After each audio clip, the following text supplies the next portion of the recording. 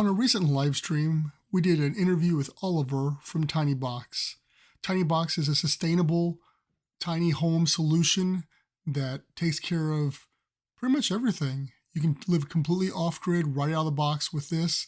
And we wanted to talk to him about how he made this, what this is, and kind of how this integrates in with our mission as well. So I hope you enjoy this lengthy little discussion we had with him. Is really good to watch the video version of this, but we hope you get some little nuggets out of this as well. So thank you. Welcome to Colonize the Ocean podcast, where we discuss oceanic colonization, exploration, and education with your hosts, Adam Jewell and Brendan Traxler.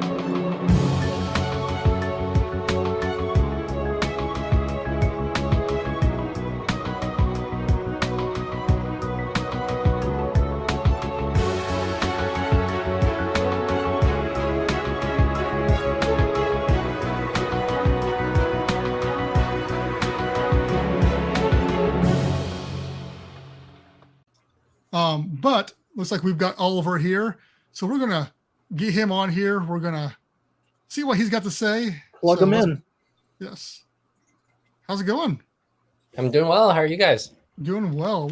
We gave you a little shout out early, kind of explain a little bit who you were, what your involvement in with all this, and talking about how you're not really focused on anything ocean related, but the knowledge that you have coming from the tiny house environment is beneficial to all of us for what we're trying to do here as well. So with that being said, why don't you tell people a little bit what you're doing and who you are? Awesome. Hi, everyone. Oliver, founder of TinyBox. We are building a house that can be set up anywhere in the world in 48 hours and without any infrastructure. So anywhere for now is on land. But I think we are solving a bunch of problems that would be very directly applicable for ocean as well, at least for on top of the ocean. So on one side, we're solving kind of the scalability and the affordability of housing. So currently, and then on the other side, we're building a set of off-grid systems so that you don't need electricity, water, sewage, etc. So currently the problem, maybe I'll back up in terms of how I got into this. So if I love doing road trips, find myself on top of mountains and desert, I wish I could stay there for longer. So I thought, hey, what if I buy 10 tiny houses, drop them around the world, and now we have and they can get 10 of my friends to do the same, and now we have a network of houses that we can just travel to for free.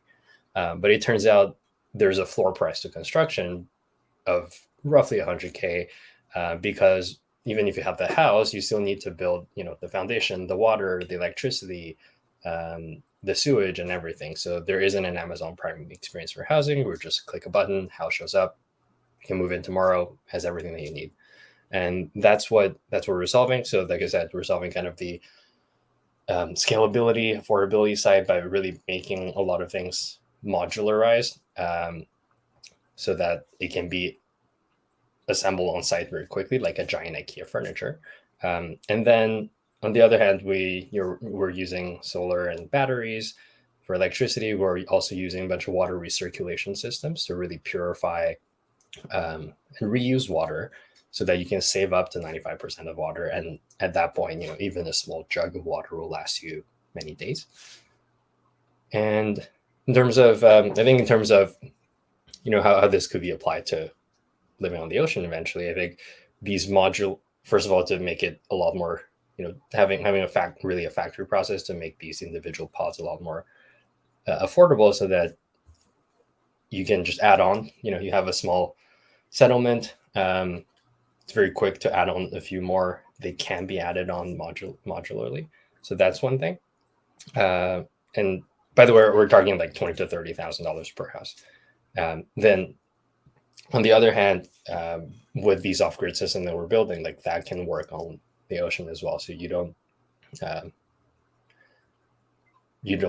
there isn't a grid to begin with on the ocean, but so you would have to find a solution for, electricity and water and sewage, and that's what our system could help. So when you and me spoke several months ago and stuff like that, you were around that 25,000 price points, I think, where you're kind of trying to stay at. So now you've been doing this for a while. Is that still a feasible price point to stay at for all this? Yeah, I am in the prototype right now, and it cost about roughly 20, 25. So you're in it right now. Yeah. Okay. Yeah, it's just a bit dark here, but I can show you guys. I can put on this light bar, and then say he's living the dream. This is what we want to do eventually with Atlantis Sequel, to be able to do the live stream from our own product. Yeah, I'd love to see that in the middle of the ocean, right? That's right. So for that 25,000, let's say 30,000 price point, does that include the water reclamation and the power and all that kind of stuff, or is that like a value add on? 20. So for 30, you get most of the things. It depends, at that point, it depends on where in the world you are and how much solar panel you need to make this usable. So yeah, but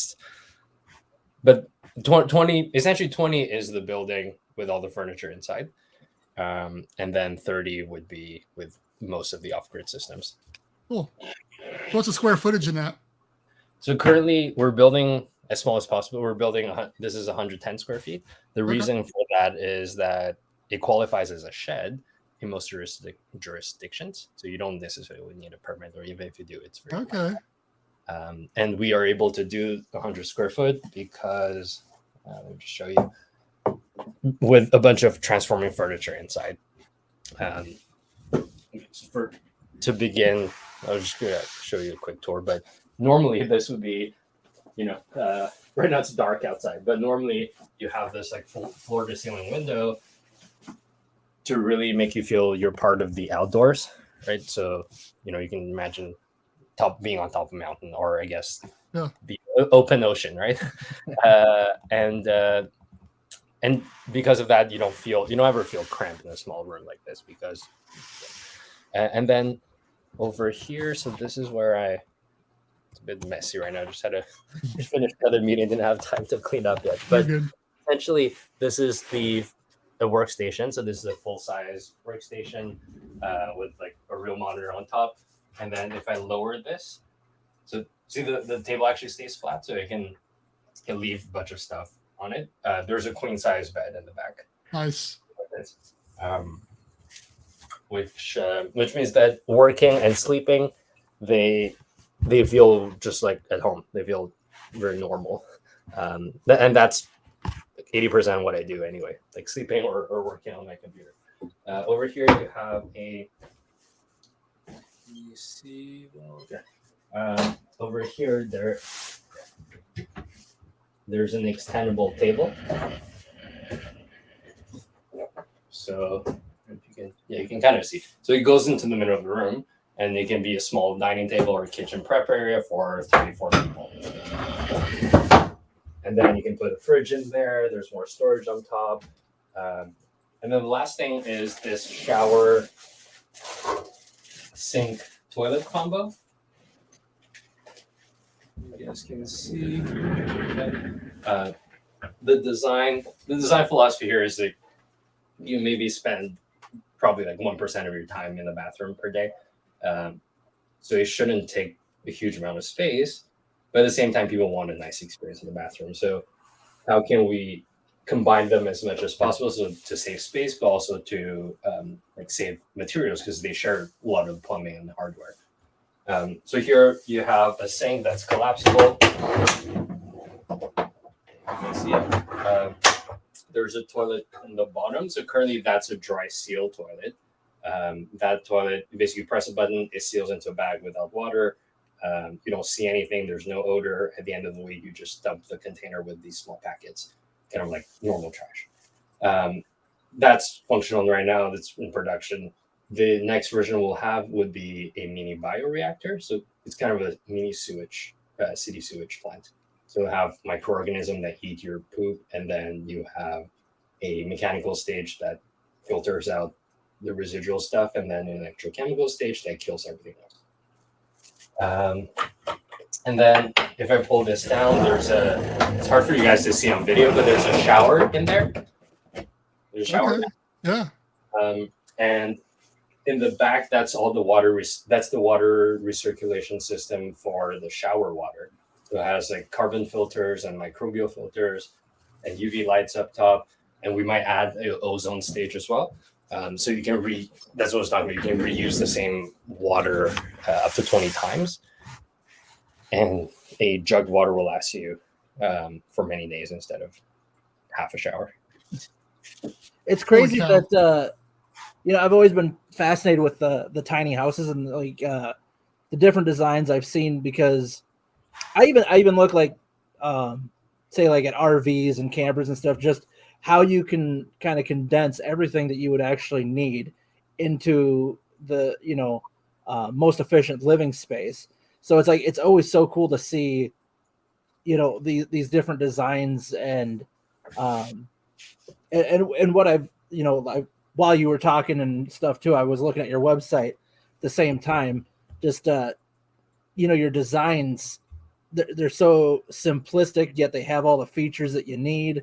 They're really clean looking, self-sustained, and I mean that's honestly what I'd love to see more of all around. Just because I think the newer generation of people are kind of leaning towards the whole I don't need tons of stuff. I just need my workspace. I need a place, like you said, to use the bathroom, shower, whatever, and go enjoy everything else. It's like it doesn't have to be a huge house. It doesn't have to be all this different stuff. So it's a really cool design. I'm just fascinated by looking at these pictures and stuff.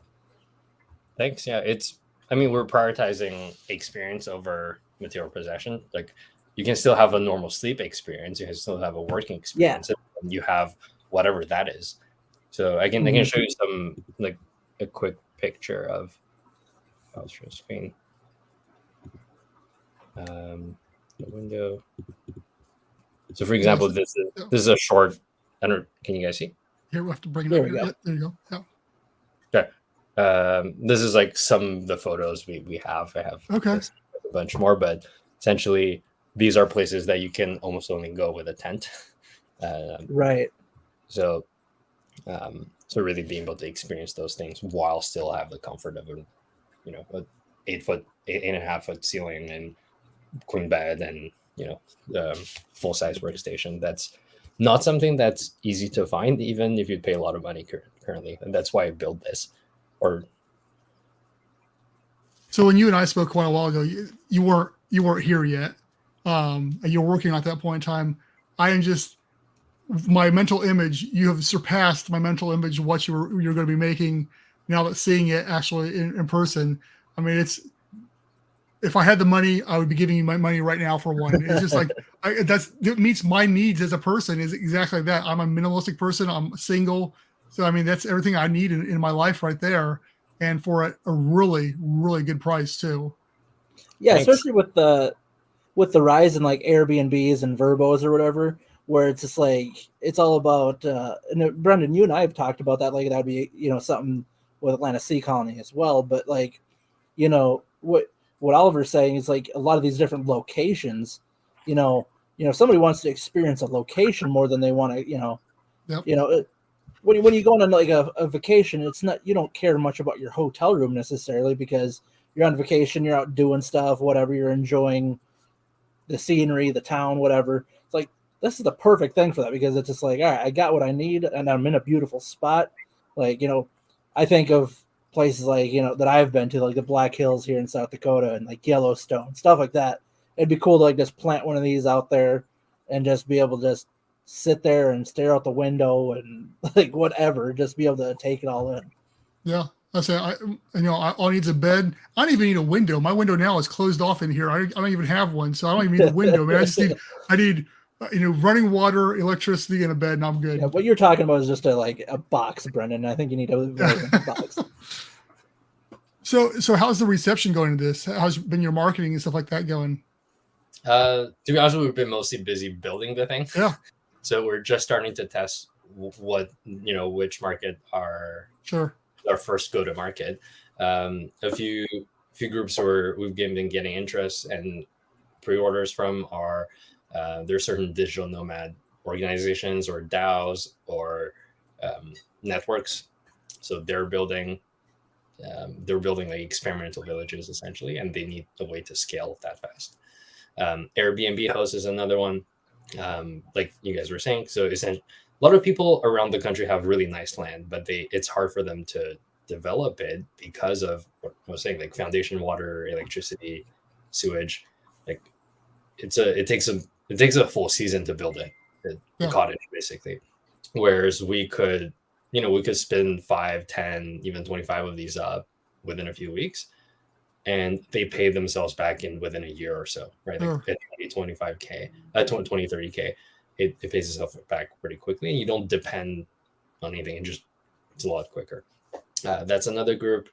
And the other group would be some like mining companies and construction companies. They have, they're out in the middle of nowhere. And currently, if you go to one of these mining cities, mining towns during a boom, and they've been to some of them, they get booked, the hotels get booked 6 months in advance. So I had to just like sleep in a parking lot when I traveled up north. Well, and it's like a lot of those like hotels and motels are so like, crummy and like just, give you a gross feeling where it'd be nice to have something like this where it's just like it's like a nice, clean, like just it's still your own personal space. And, especially like you're saying in those mining towns or north of where I live in North Dakota. Oh, sorry, my phone was going off there. In North Dakota, they have like all the oil fields and stuff too, where it's just like same thing. The towns fill up where the hotels get booked, the motels, whatever. Be nice to see. I'm sure a lot of those guys up there would like something like this to, do their residency in. We got a couple of questions coming in here for you too as well. First one is they're asking, are you doing any kind of rain collection to supplement water, or have you looked into that?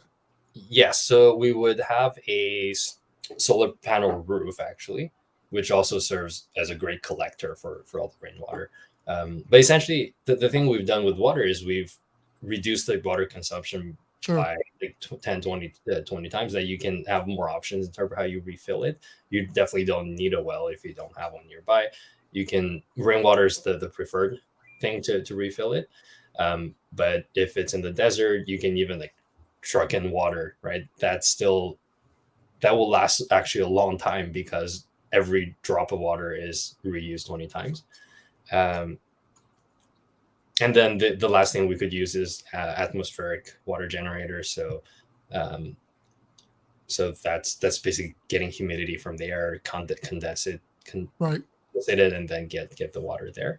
I think from a sea or ocean application, you would be able to, I think, desalinate, we would just desalinate the water. But it's a lot less energy intensive because we don't need as much. We don't need the 10th or 20th.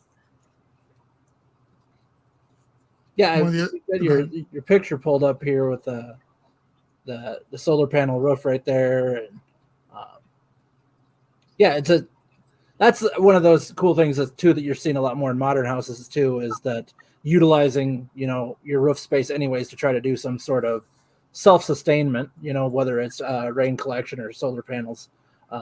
So I mean, it's obviously you have that taken care of with that design of just using the real estate on the top and just using that for your power right then and there. And obviously, with it being a smaller structure, you don't need to have a huge amount of power to supply it either. No, exactly. The thing we did with power is it's similar to water. We just reduce the usage. Like that's what we're focused on first, and then it's easy to resupply it. So all the computers and lighting that doesn't take much electricity to begin with. The main thing would be HVAC, like heating and cooling, and we would be using more advanced insulation materials so that even if it's freezing outside, you just need 2 people's body heat to heat to a normal room temperature. Yeah, and then they make it seems like even in that stuff they've come up with different smaller space heaters and like smaller like air circulating fans to help, if you don't have that big of an area to cool, you can just have something like that to either heat or cool your unit there. Another question from our Discord community is Tom's asking, obviously you guys are focused on this right now, but has there been any thought or looking into possibly building, like travel trailers or RVs down the road using this tech? So our vision for traveling would be more so instead of you driving an RV from place to place, which is cumbersome and takes a lot of electricity, a lot of gas, and then you have to watch for tall bridges and whatnot. Our vision for that is we would just have a network of these houses wherever you want to be. And so you just drive your normal car, or you can even backpack between places. Mm-hmm. Sure. You show up, the house is there, and you can live in that. And as nomad, you can either basically you would buy a subscription to that service, and then it will be a lot cheaper than any other kind of rental, because the base for us to build this is a lot cheaper, so we can pass on that savings to other people. The reason for that is there are certain physical if you want an RV that's spacious and that had really tall ceiling, has a huge glass door to like see outside, that physically just takes a lot of space. That's cumbersome to drive on the road. Okay, yeah, it's important that you know your market and know what your focus is there as well. So yeah, I totally get that. Yeah, I think it's a cool concept. Thinking like, say like I had a big backyard, like I could buy one of these things, put it in my backyard, and if it's already self-sustained, and like you said, like in a lot of places you don't have to have a permit for it anyways because it's considered a shed. It's like I could pop one of these in my backyard, add it to your network that you're talking about, and then it's just like boom, now there's an extra place for people that are part of the like you said, the subscription service that they have access to this thing. It's a part of the network, and you think of your average traveling businessman that travels city to city, town to town, like pays for that service, and he knows that any town that has one of these, boom, he's got a place to stay there. So it's a really cool concept. I don't know, this is a lot of fun looking at this thing. I like it. Thanks. And if you did that, like you put one in your backyard, then you are part of the network too. So you don't just buy a house, you buy access to every house in the network. And so we had another question come in from Discord as well, and they're wanting to follow up on the building codes themselves. Mm-hmm. Obviously, it's a shed that meets, but are you meeting any building codes with the design itself? Our goal is like we would want to exceed all the kind of building codes. Currently, structurally, I don't know if I mentioned, but we're driving this prototype all across the country on a trailer. So incidentally, we're testing for earthquake and tornadoes because it's going on the highway and in bumpy gravel roads all the time. So structurally, it's fine. As I mentioned, like thermally, we want thermal control. We want that to be essentially passive eventually. So, I think in terms of building code, like you may not need to inspect it, but the quality we are striving for is just better than the existing building code. So where are you at right now? I'm 3 hours west of Austin. Okay. Yeah. So you're heading west, or are you guys heading east right now? West. Okay. Very cool. You mentioned we. So how many people are involved? Currently we are. So there's me who started this, and then we have two prospective co-founder. One's like an aerospace engineer, and the other one's an architect. So they've helped with a bunch of stuff already, but they might join full time. Cool. Very cool. So how long have you? We've talked about this, but how long has this been a vision of yours, and how long did it take you to get from inception phase to where you're at right now? So I've thought about this for many years, but didn't do anything about it because I was just traveling in a car and with a tent. I was happy traveling, but they couldn't work. Like I didn't have a real desk to work. Um, the so the time I started this was end of 2021.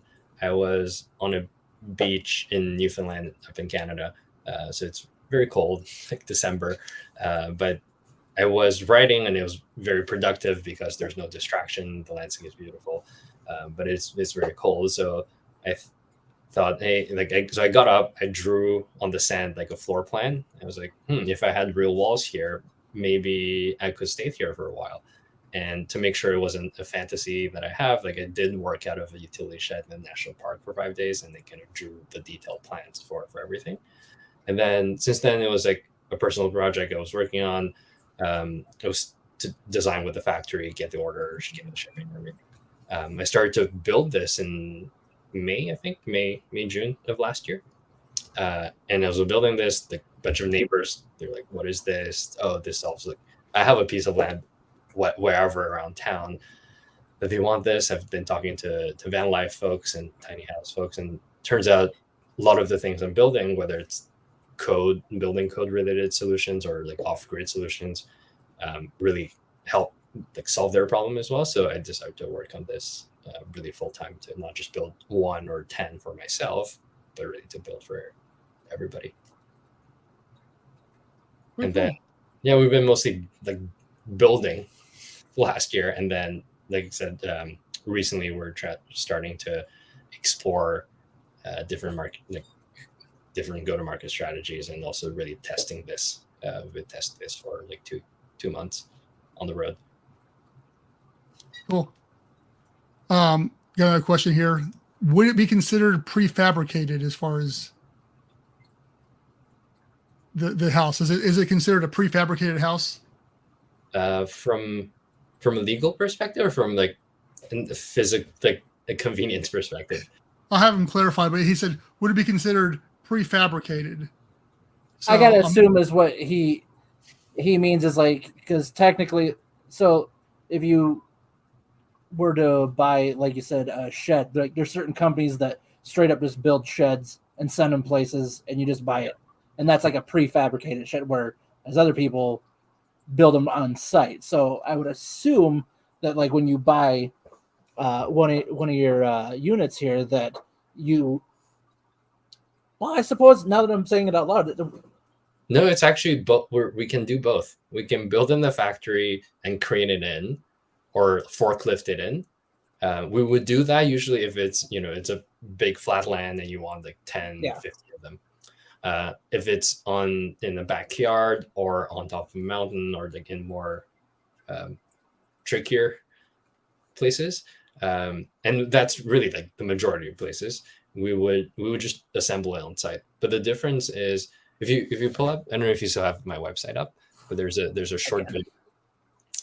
There's a short video you can show where we've put together this specific one up, and it's very quick because it's all like it's like a giant IKEA furniture. It's like 90% prefabbed already. If you just go slightly. Oh, right here, this one. Yeah, exactly.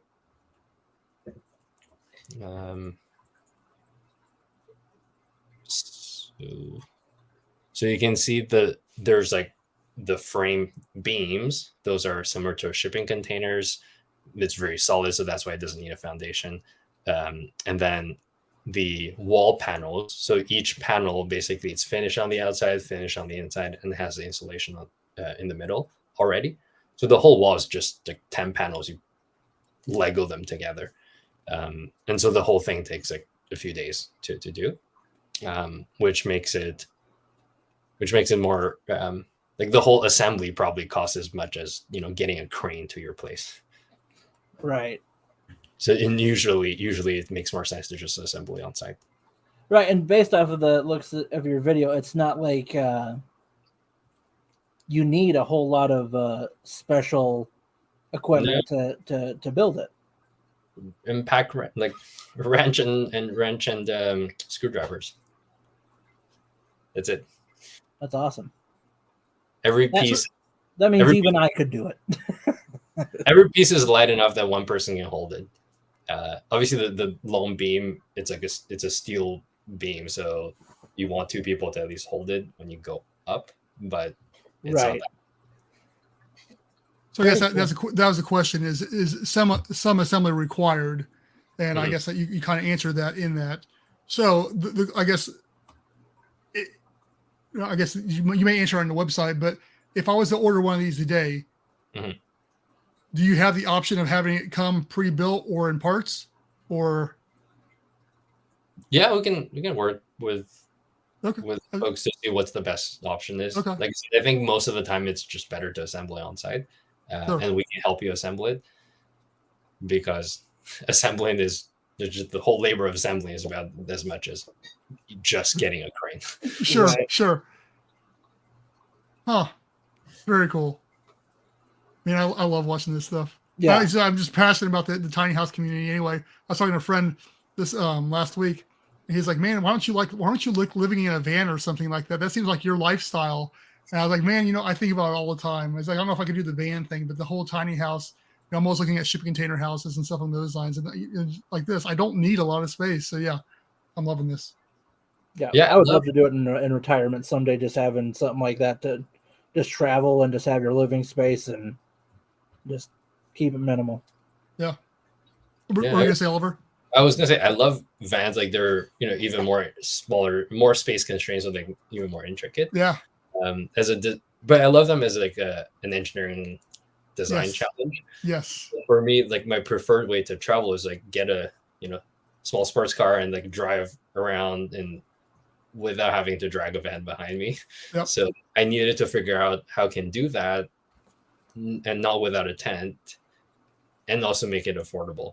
Mm-hmm. This is like the best thing you can come up with is just have the houses, like I said, wherever I want to be, and hopefully that can serve other people too. And I think that Murphy beds are fully underused in architecture. I think everybody should have Murphy beds. I think it saves so much space for that thing that's only sitting there for most of your day that's not getting used except for at night, and just get it out of the way. Yeah, it's just one time a day. It's not. They have distance. We can even have this trick, so you can even just press a button and just go up. Yeah. Very cool. I think that's all of our questions we've got. So unless there's anything else you wanted to share or promote, obviously we'll chop this up. Or we're doing social medias. I chop stuff up into little videos, so I'll make little videos about this, and we'll put it on our social media and help maybe get some traffic more to your website or something like that too. But yeah, definitely put the word out there for you. Definitely, thanks. Yeah, I mean, our goal is we want to build 10 times faster, 10 times cheaper, and anywhere in the world. We're starting with this small thing because it's the quickest to iterate. It's the least burden from a regulation perspective. But you can easily see how we can extrapolate every technology to absolutely. So eventually, we can have a normal house, just 10 of these modules that's put up to. Yeah, I'm just, especially we're working on stuff like that. I will definitely, I may have to be driving out to see you and talk a little bit more in depth about some of the technology you're using, as far as we'll definitely want to incorporate into our stuff too. Yeah, I'd love to help. I think we haven't really innovated in a lot of things. Like, for example, toilets is one thing. Like, we're using the same toilet that's been used for hundreds, 1 to 200 years. So it's very inefficient. Like we need some changes, and love to for those technology to be adopted by not just us but everybody. Yeah. Very cool. Yeah. So if anyone's interested in both either getting one or just the technical aspect, feel free to reach out or go TinyBox on any social media or just check out the website or just send me an email. Yeah. Very cool. All right, Oliver. Well, I think we're good then. You got anything? We'll have Adam wrap it up then, and you can hang out if you want to, or you can hop off and get to bed or whatever you're up to. I know you've probably been driving around and been in meetings all day. But thanks so much for having me. It was great. No, thanks for hitting me up and asking, because absolutely. Yeah, we'll definitely keep in touch with you, because we'd like to keep updates on this. On the progress of this, and yeah, there's a lot of things we can share with each other. I think there's a lot of room there for just learning from one another, I think. All For right. sure. So, like you said, you can go to gotinybox.com to check out all his stuff. And then I'm assuming all your socials you said were all GoTinyBox, whether it's okay. So, yeah, GoTinyBox. Check them out on the different social media platforms. As for us, we are AtlantaSeaColony.com. You guys know that. Go there to check out all of our social medias are there too. Facebook, LinkedIn, Instagram, YouTube channel, Discord link is there. We've said it a million times. Join the Discord. We have all kinds of great conversation going on in there, different aspects. And one of the things we talk about is tiny homes in there. So go ahead and join that the discussion as well. Yeah, I always say Discord and then I just don't click the button. Anyways, real quick, we have AtlantaSeaColony.com/merch to get your cool merchandise that we have. Brendan should be sporting an Atlanta Sea Colony shirt, but he's picking Batman instead. Thanks, Brendan. No. So yeah, we have a store there, a lot of cool products, the hats, the mugs, the cups, the beanies, the whatever. It's still chilly out there, guys, so you can get a hoodie and all that stuff right now. 2 ways you guys can help if you guys are willing to help. PayPal.me/Atlanta Sea Colony for a one-time donation. Any little bit helps. We appreciate that. Whether it's $5 or $5 million, we'll be happy with whatever you can help us out with. Or we have the Patreon if you want to do if you want to subscribe and donate on a monthly basis. Real quick shout out to our patrons. We had Edward Haas, Brian Acosta, Matthew Cathy, and Martin Reese and S. Babe Hyde. So thank you guys for that. Those donations help us, like I said, with a lot of our marketing stuff. That helps us get a lot of the graphics we've had done lately, the blueprints we've had going. It helps out so much to be able to further our plan here. So other than that, guys, I don't have anything else. If you guys want to stick around after the outro here, and then I'll end the broadcast, and I'll catch all you guys on the other side of this, and then we'll see you guys in 2 weeks. See ya.